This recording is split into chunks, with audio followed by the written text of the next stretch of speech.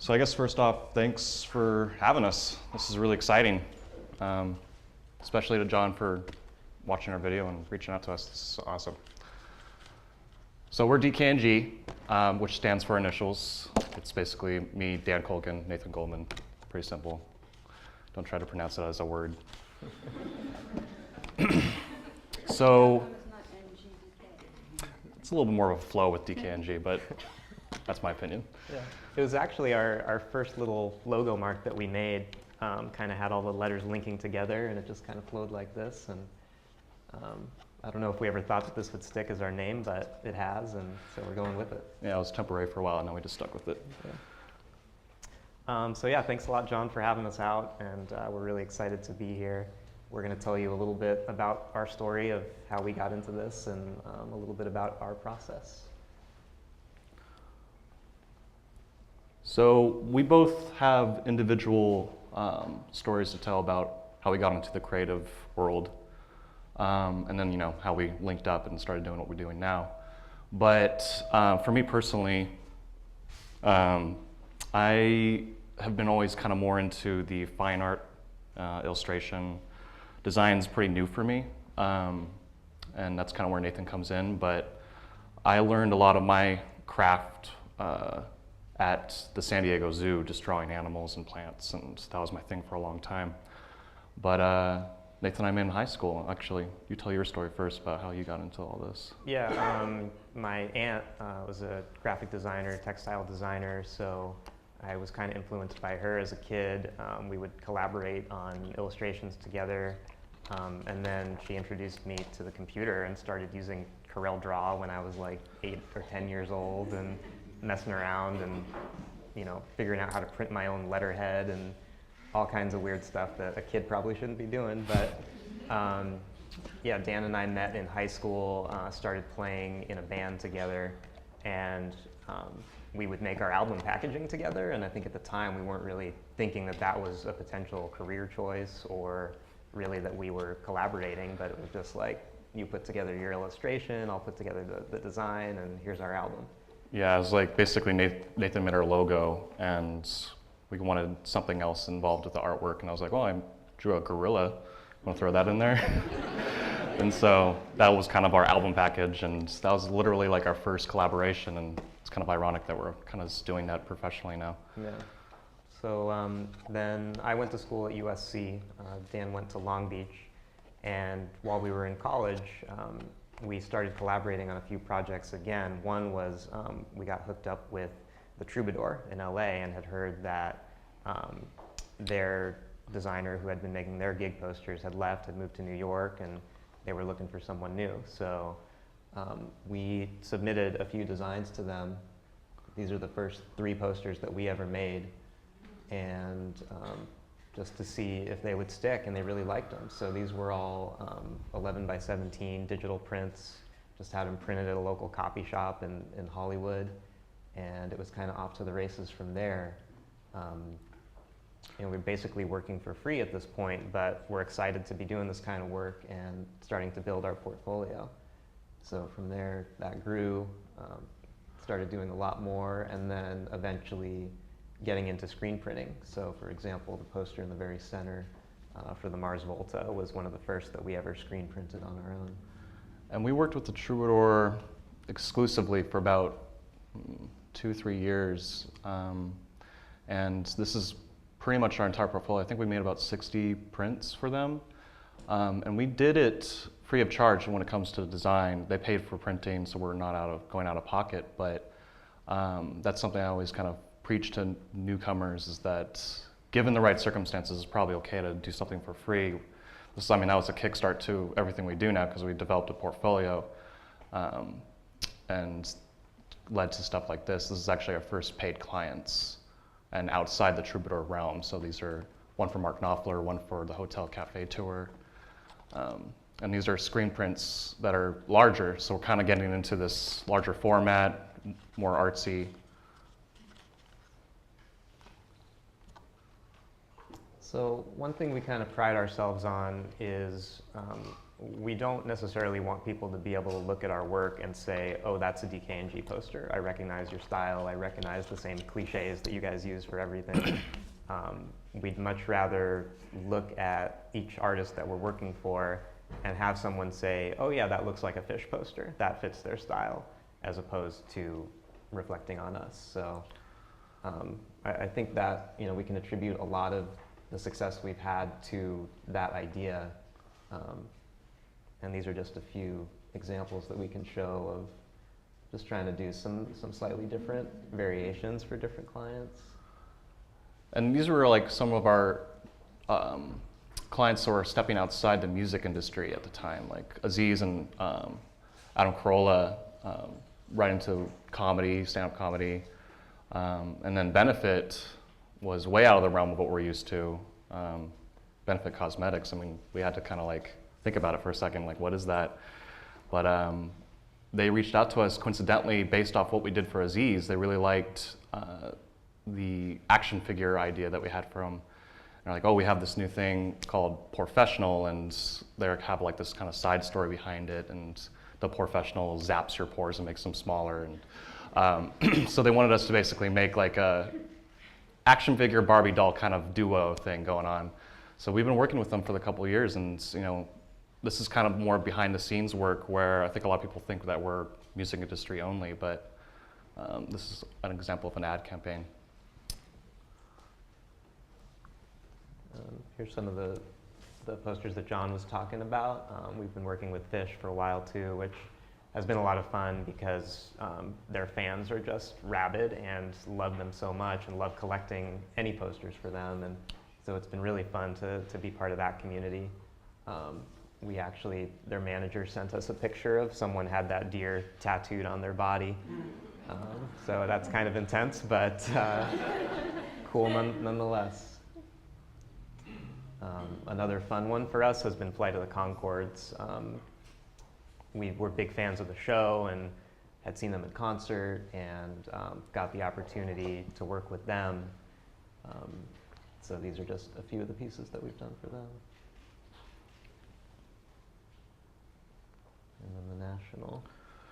And in terms of style, all these have some sort of affiliation with the client, which is really where we decide our style is going to be.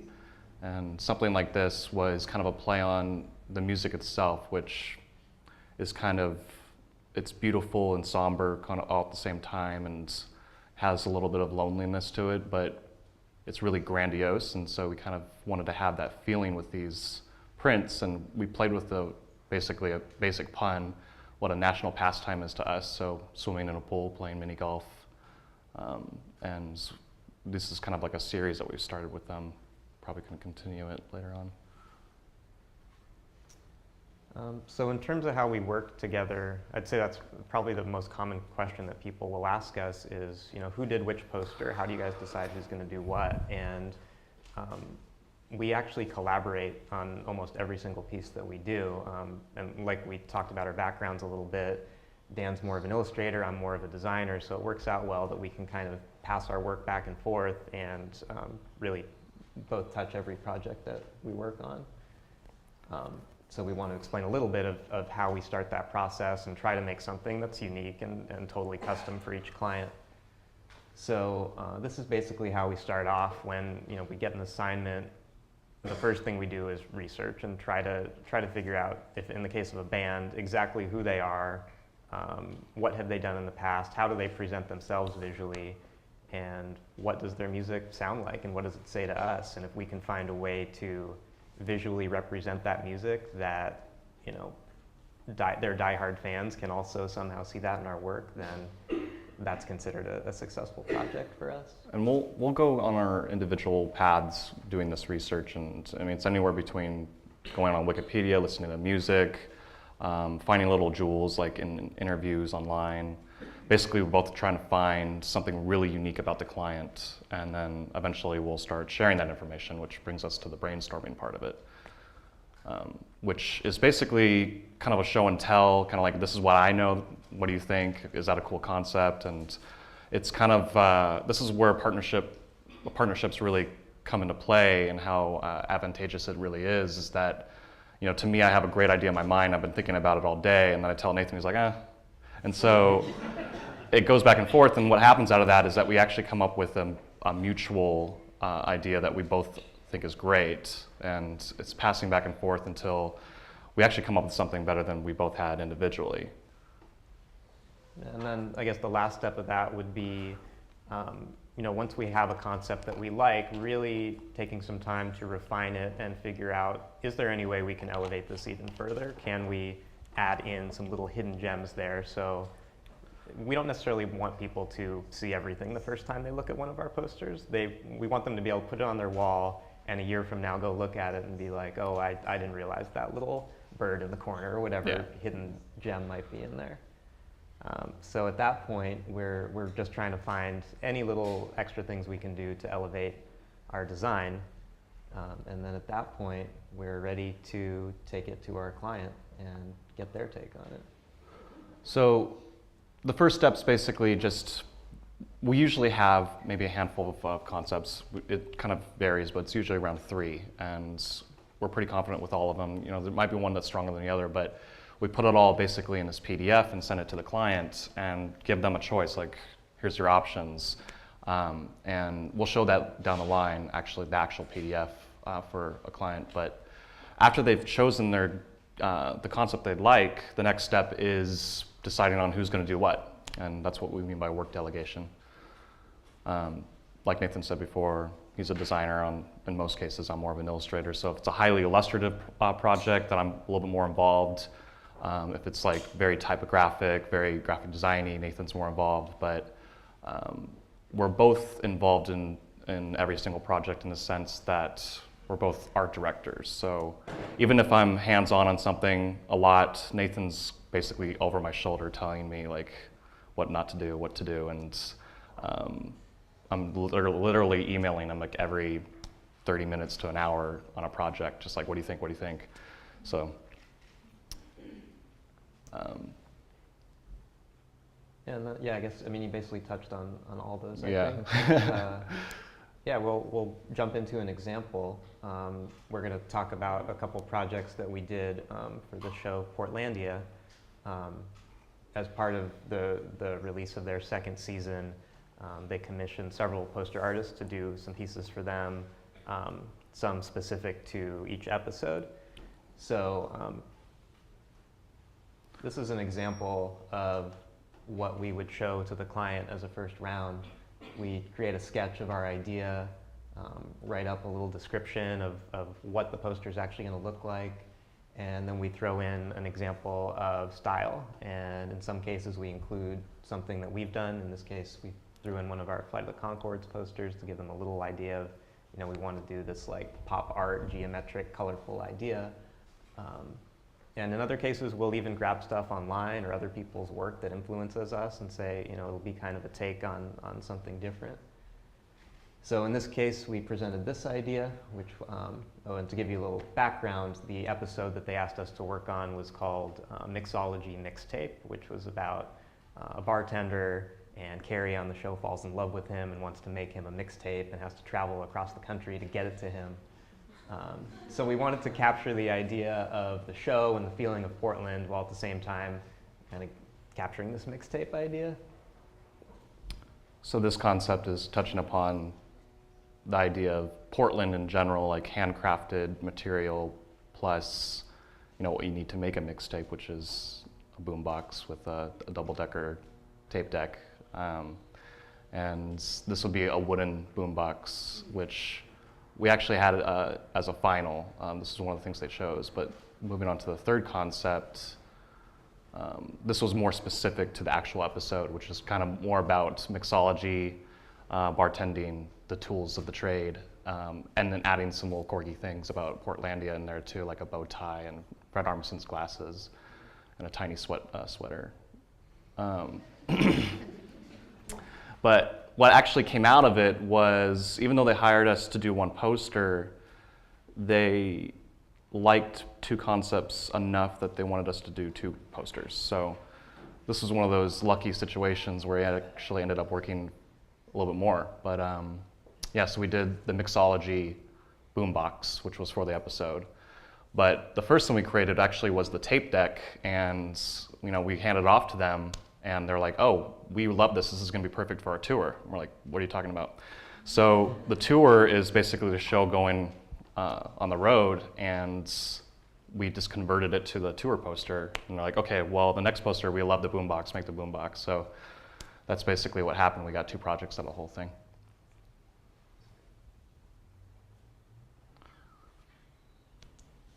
So now we want to talk a little bit about just some of our kind of business practices and how we continue to work together and choose some of our projects that we do currently.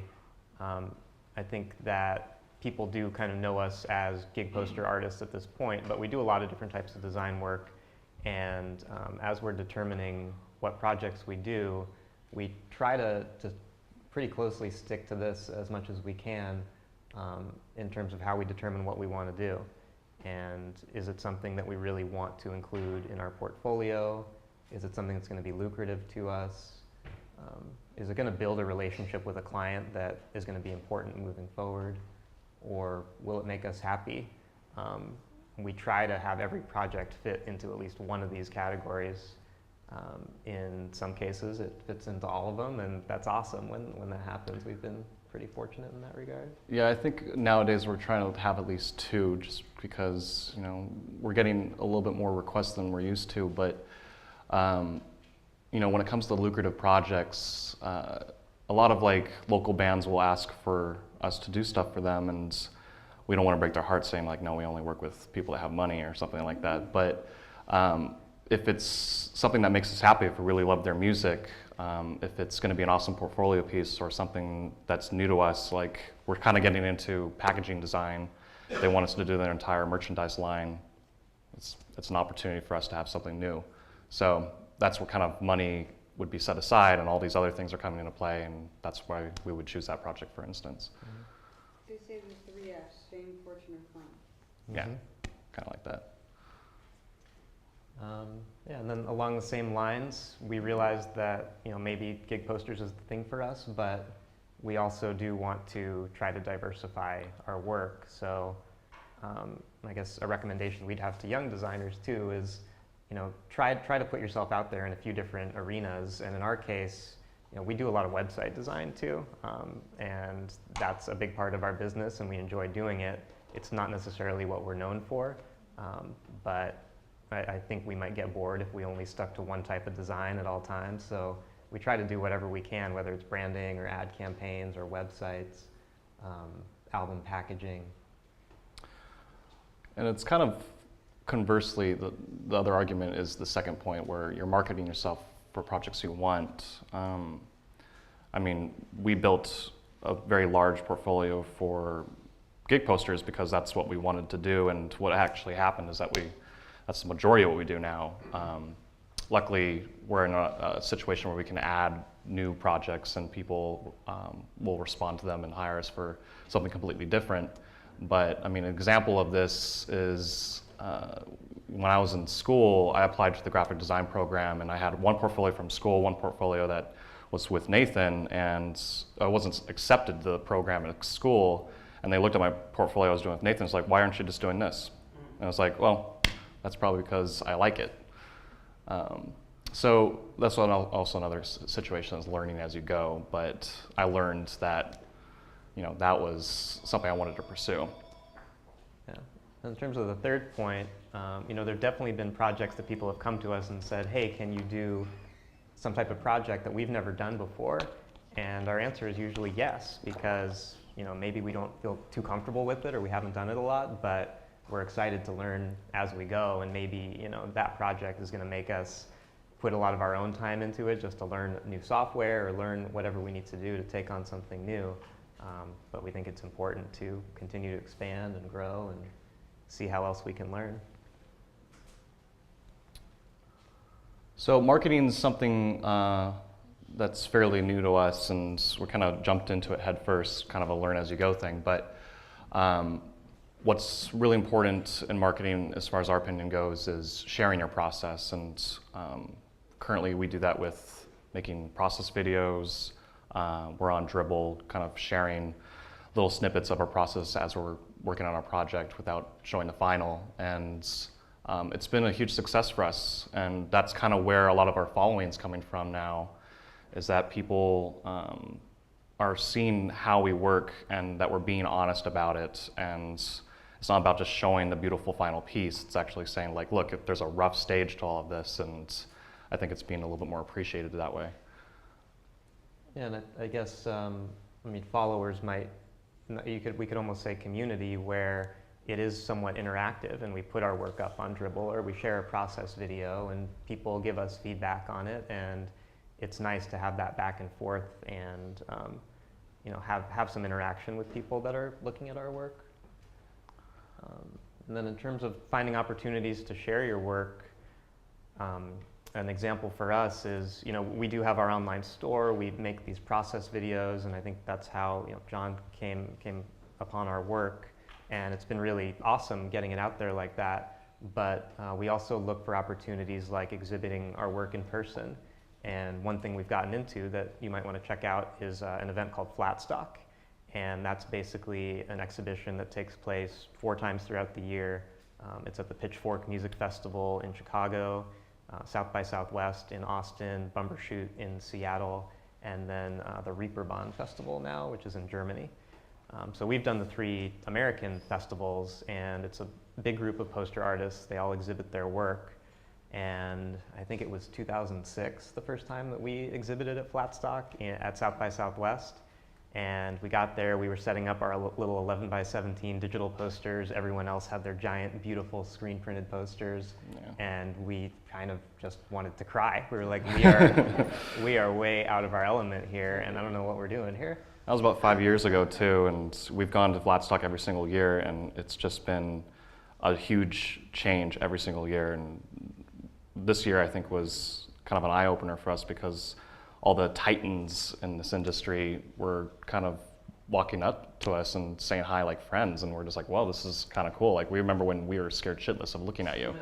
So it's definitely one of those opportunities that we take advantage of, is going to these events and being as social as we possibly can, because it's been a really big thing for us. Yeah, and I think in retrospect, we were really happy that we did force ourselves into it maybe a little bit earlier than when we would have felt comfortable, but we did start meeting people. It did kind of make that learning curve a little bit faster for us, and it was exciting, and we have learned so much from that group of designers going back every year.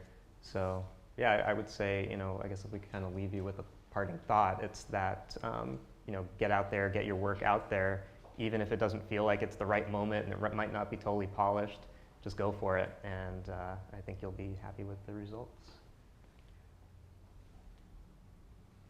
That's it. Thank you.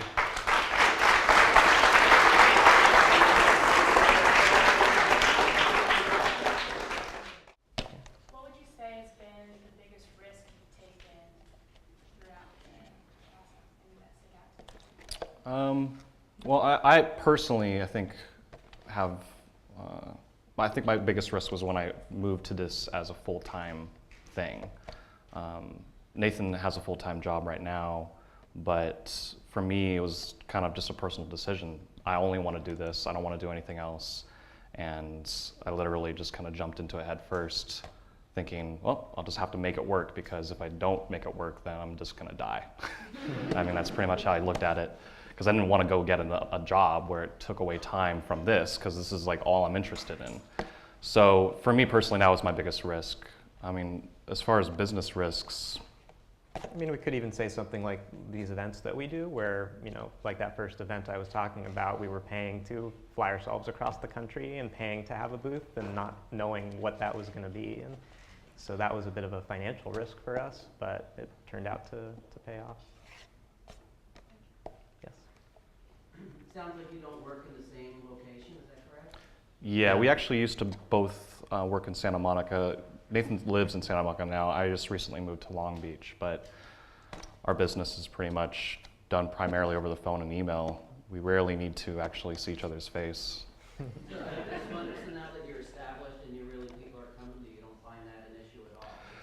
You know, it's an interesting question because I think a lot of people assume that we have like conferences and meetings at like coffee shops and stuff like that, but most of them are like Skype, and a lot of our clients aren't even in California. Most of them aren't in California. I mean, Portlandia, for example, in New York, and we've had all our conversations with them over the phone and just planned it all out. Yeah, I mean, luckily we're both close enough that we can get together when we need to, and I mean, even with our screen printed stuff, we're always having press checks and we're signing and numbering prints together. And yeah, I think, you know, we did work in the same office together for many years and kind of established our workflow. And so yeah, it's been a pretty easy transition for us to be in different locations and still work well together. Yeah, I think it would have been harder if we did it the opposite way. Yeah. So now we kind of understand how to work together, and it's just an easy thing. So with all these gazillions of multiple styles, you both are responsible for doing the design and illustration, or do you ever farm stuff out to bolster it, or you just completely divide and conquer? Yeah, I mean, 99%, yeah.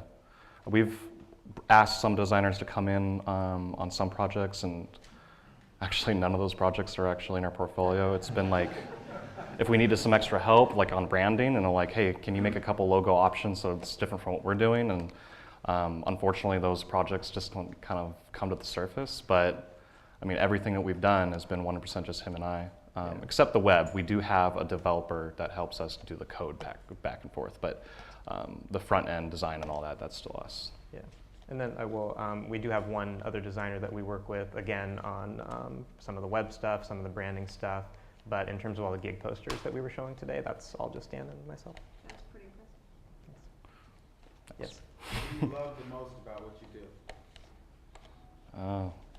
Well, that's a really broad question because I love all of it, but actually, no, I don't love all of it. The only thing that would make this job better is if there wasn't any clients, I suppose. But I mean, that's the kind of the point. But I mean, I get to wake up every day and think about making art. That's how I look at it, and that's my favorite way of putting it. There's also the huge business side of it, which is really enjoyable now because it's like we're basically training our own baby. It's like this is coming from the ground up. We created this from scratch, which makes business way more exciting. It's a lot more exciting to do that versus doing business for someone else and their passion. So this is all something we have, and I think that's the most exciting thing for me. Yeah, I think another thing that's really great is that we've been lucky where we can work in a medium and in an industry where we are big fans of a lot of our clients. And when someone knocks on our door and says they want us to do some work for them, and it's a band we've been listening to since we were kids, or it's a TV show that we watch, that's really thrilling to be able to actually interact and work on something that we started as fans of, and now we're somehow being folded into part of their creative process. So to be able to collaborate with our clients that we really respect and appreciate their work is really rewarding. It's kind of a way of us, I mean, like we said in the very beginning, we started working together as, musicians basically, and we wanted to be in a band, and that was our thing. And this is kind of our way of feeling like we're still in a band, working with bands and being a part of their process and doing their merchandise, and it's kind of a rock star mentality, but that's another reason why I think we're doing it. Do you still play? Rarely. No, I'm just gonna say no. I have the guitars in like a closet, but I wouldn't know how to play them anymore. Do you still do digital prints or exclusively social? It depends on the project, but mostly screen printed. Yeah. And do you do it yourself? Or? No, we definitely don't do it ourselves. We did for a while. We did like one color, two color stuff, but we quickly realized that it's really hard to do, and it's an art in itself. So now we have a handful of printers that we outsource to and let them take care of that side of it. So we just basically make the art, make the separations, make it perfect for them, and they just worry about the process of printing. But we do have a local LA printer that does a lot of our stuff by hand, which I'm just considering it part of our team now. Yeah, what's been really great is working with the same printer for years and having him really understand our style, understand what we're looking for, and it's really been a nice collaboration to see someone that takes pride in the printing process the same way that we take pride in our artwork. So yeah, it's been really great to build that relationship with our vendors, basically. Are you making a conscious effort to not grow, to stay in pretty much the state you are, given that you're getting more demand for your work? I think so, yeah. But we talked about it, and like, if we want to be ballers and have like a 50-person employment, like basically a huge studio where there's just a bunch of people, like an entourage or something like that. But I mean, it dilutes the whole process. I think what makes us unique is that it's just us, and we'll bring people in for very specific things, like printing. That's something that they can do. Development, that's something that they can do. I mean, we'll probably bring someone in for like fulfillment of shipping. It's not like very exciting, but you know, we kind of like to keep it small, and I think it keeps it very unique and saturated. Yeah, I mean, we definitely subcontract when needed for specific projects, but yeah, at this point we don't have plans to grow our full-time staff, and maybe at some point in the future we will, but for now we like the idea of keeping it small. You don't have a brick and mortar. Yeah. Sorry, what did you say? There's no brick and mortar. You both No. work from home. Yep. Yeah. How do you guys make the transition from like illustrating and designing for the digital output to going to subscreen? Because like flow separations and stuff like that, and the way the ink is like. I mean, it's essentially the same process in the sense that we have a file online, and sometimes I won't really consider the separations as I'm designing and kind of shoot myself in the foot when we do have to separate. But yeah, I mean, all it really is just limitation on colors and deciding on if it's possible that they can layer on top of each other. Is there trapping involved? Is there any overlays? I mean, it is a whole other world, and it's actually a lot more enjoyable because what comes out of it is this beautiful piece that took some craft to actually plan on printing, whereas you can just like digital print just comes out. But it's something that I don't think we can go back on. I mean, it's now that we're in that world, we're kind of happily in it and stuck in it. Yeah, and I think the fact that we did screen print ourselves when we were getting started was very helpful of understanding the physical process before we were really making complex separations. And literally every time we screen printed something for ourselves, we were learning a little bit more about the process, and we're still learning a lot about it. And it wasn't day one that we were able to use halftones and use overprinting to create a whole bunch of colors. It was definitely a steep learning curve. But there's actually there's a really good CreativeMornings video online of Jay Ryan, a really great screen printer, and he kind of walks through the whole process. So if anyone's interested, that's a good one to check out.